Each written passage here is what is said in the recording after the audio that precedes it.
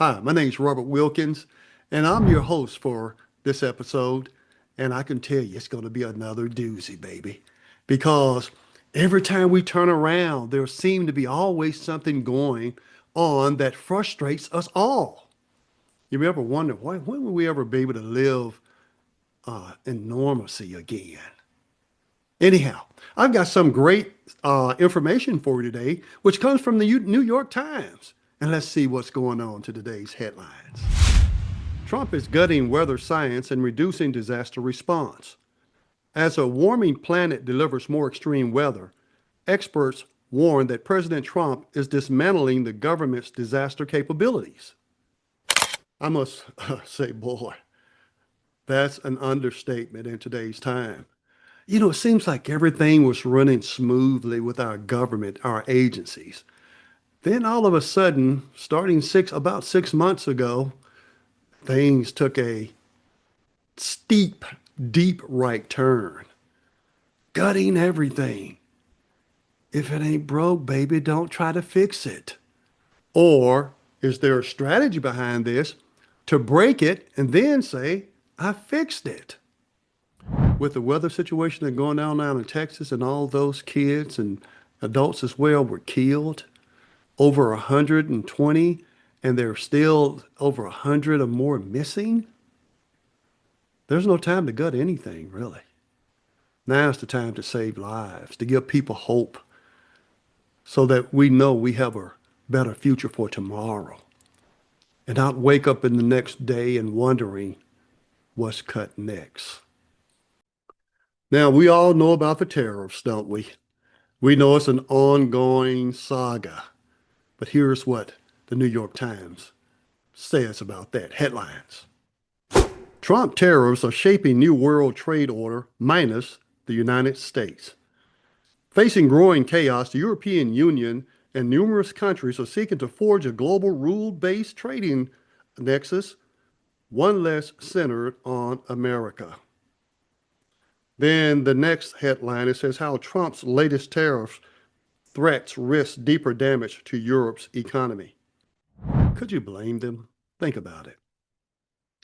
We have a leader that feels, to me, in my opinion, and assess it yourself. It's almost like being the emperor of the world.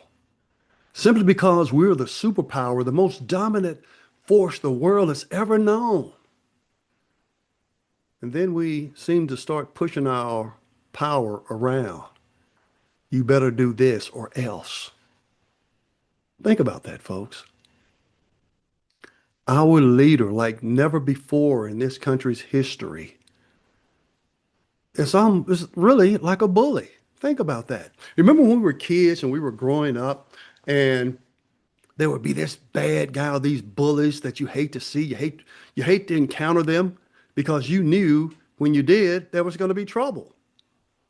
I knew somebody like that. He was my cousin. And I witnessed him in junior high and in high school grab a person by their collar and say, boy, you better bring me my money tomorrow. Seriously. Those are bullies. Do we have a bully in the White House? Now, I know by me saying that, that makes a lot of people mad and upset. But open your mind just for a moment. Do we? Because we hold the cards, we're going to make everyone do what we want them to do.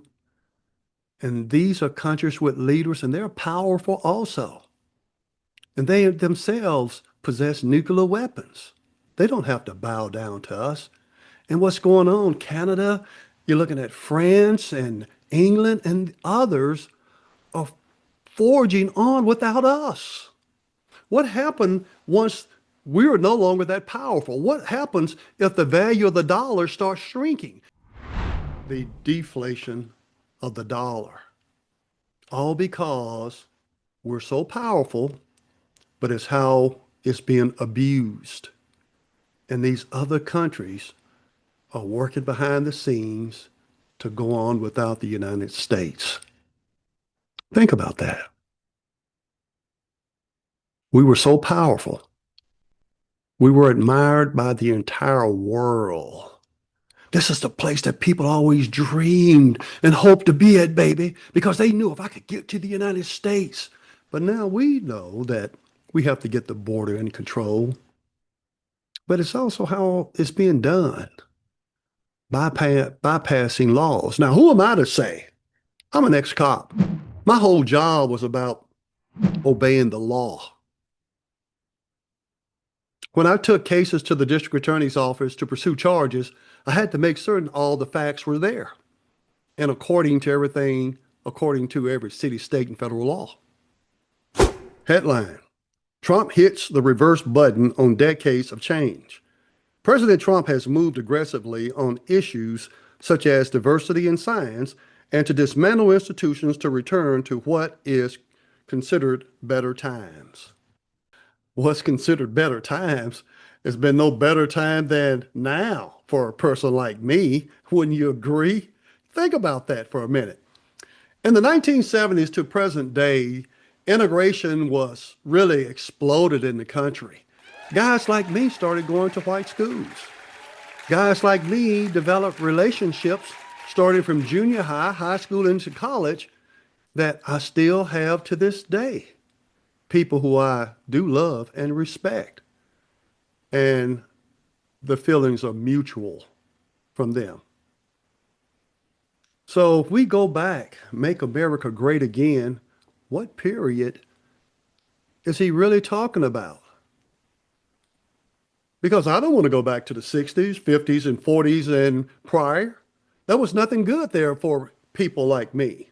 But all of a sudden, it seems like once a guy like myself, who ended up being in the department with the Department of Justice on a state level, rose to a supervisory position of supervising 5 counties all at the same time, interacting with all division of law enforcement, every branch really, including the district attorney's office and all state district courts.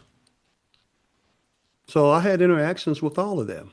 They all knew who I was, and I knew them as well because I went to court a lot for 25 years in the juvenile criminal justice system for 25 years of that, besides being a police officer, district court juvenile officer, and commissioned deputy sheriff. So why would I want to go back to a time that was not favorable for a person like me? Think about that. Because that's what's being dismantled right now. You know, that acronym DEI, they're talking about people like me. Put a person like me out of position of authority and power to not be over anyone that's lighter than myself, my race. Think about that. Why Trump's fight with Harvard is affecting the whole world. Our reporters explain how President Trump's pressure on academia could undermine the dominance that American science has long enjoyed. We were admired around the world. You talk about we had the best scientists, scholars, everybody from around the world, the brightest of minds wanted to come study in the United States. But with our current administration, DEI, boy, we're declining really. I see it, don't you? Next headline. There will be ripple effects throughout the education system. We've talked to researchers at Harvard whose funding was cut, including those working on tuberculosis. There have been all sorts of different projects disrupted that could have led to some major breakthrough. What can we do about it? What are we going to do about it? Because we see rights are being taken.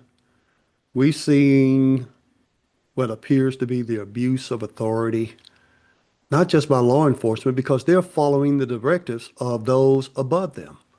They're leaders, our president, because he has a mandate and everyone's following it. Because why? They need a job too. They have to pay their bills as well. But how they're doing things is we can get things done, such as secure the border, but it must be done legally. Wouldn't you agree? if we do it legally, the process can run so smooth and efficiently and return those where they need to go to their proper place. So that's giving you a little glimpse of what's going on today.